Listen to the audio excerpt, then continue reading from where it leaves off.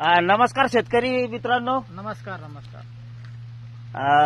आज आपल्या येथे SRT शेती बघण्यासाठी गणेशपूर येथील दादा तुमचं पंडित शामराव मिसाळ. पूर्ण हे सांगा तुम्ही. पंडित शामराव मिसाळ, गणेशपूर तालुका जाफराबाद, जिल्हा जालना. दादा तुमचा परिचय. दादाराव गावडे, गणेशपूर तालुका जाफराबाद, जिल्हा जालना. आम्ही इथले रहिवासी आहे.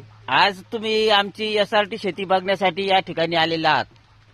आमची बिना नांगरणीची शेती, शून्य मशागत शेती बघून तुम्हाला काय वाटतं बरं? नंबर एक वाटलं शेतकऱ्यांना याच्याकडे वळायला पाहिजे, कारण आपले सारे पैसे चालेल बरे.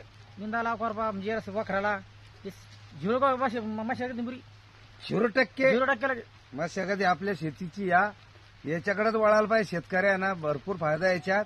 आपण लय डुबलो, त्या पैसे लावलो त्याचा काही फायदा नाही झाला. आपल्या याच्यात लय जबरदस्त फायदा आहे. 3 वर्ष नागटिनी वावरायची. नाही आता या ठिकाणी तुम्ही आपली मक्का बघितली तर वर हातकरावर किती उंच मक्का आहे आपली? 8-9 आला मक्काला.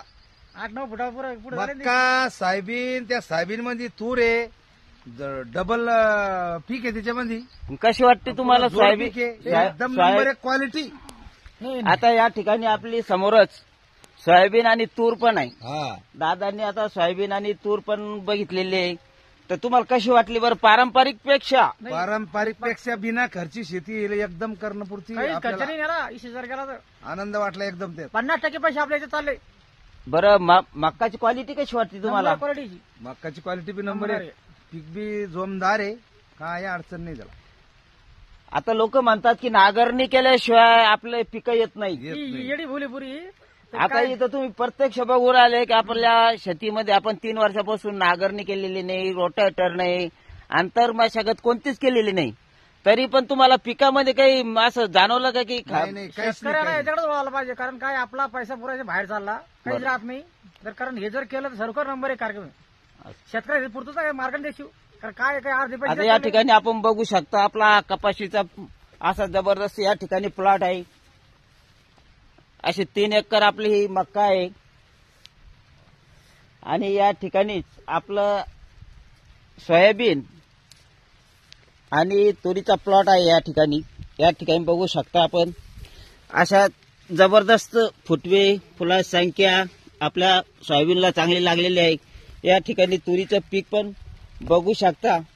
अशा प्रकारचं हे पीक आहे जबरदस्त. दादा तुम्ही शेतकऱ्यांना काय सल्ला द्याल बरं? आता शेतकऱ्यांना खरोखर याच्यावर वळायला पाहिजे, कारण काय आहे 0 बजेट मध्ये खर्च म्हणजे काहीच खर्च नाही याला. 0 बजेट खर्च आहे हा शेतकऱ्याला. याला 4 वर्ष झाले माणसाला, यांना स्वतः सुद्धा करायला परत घेऊ. 4 वर्ष झाले कंप्लीट, याला काहीच खर्च नाही. आता लोक म्हणतात की बाबा हे तुम्ही अशी कशी शेती करता, अशी कुठे शेती होत असती का?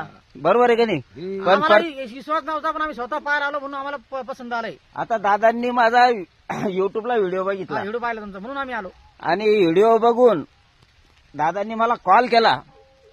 तर मी त्यांना म्हटलं तुम्ही आमच्या जवळच आहे, 25-30 किलोमीटर अंतर असेल तर 15-16 किलोमीटर समजा आहे की नाही? 20 किलोमीटर.